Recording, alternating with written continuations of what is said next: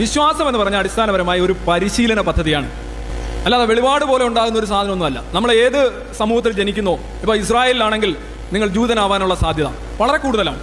നിങ്ങൾ സൗദി അറേബ്യയിലാണെങ്കിൽ ഒരു മുസ്ലിം ആവാനുള്ള സാധ്യതയും ഇന്ത്യയിലാണെങ്കിൽ ഒരു ഹിന്ദു ആവാനുള്ള സാധ്യതയും വളരെ കൂടുതലാണ്. അപ്പോൾ നമ്മൾ ചക്കര വിശ്വാസം എന്ന് പറഞ്ഞ് എടുത്തുകൊണ്ട് നടക്കുന്ന ഈ പല സാധനവും യഥാർത്ഥത്തിൽ ഒരു പ്രാദേശിക സാധനമാണ്. എവിടെ ചെന്ന് വീണോ അത് എടുത്തുന്നേ ഉള്ളൂ. അല്ലാതെ പ്രത്യേകിച്ച് നിങ്ങൾ ചിന്തിച്ചോ തീരുമാനിച്ചോ നല്ലതെന്ന് കണ്ടോ, ചിന്ത, തീരുമാനം, നിർണയം, ഇത് മൂന്നും വിശ്വാസത്തിലില്ല. That's why we call it blind.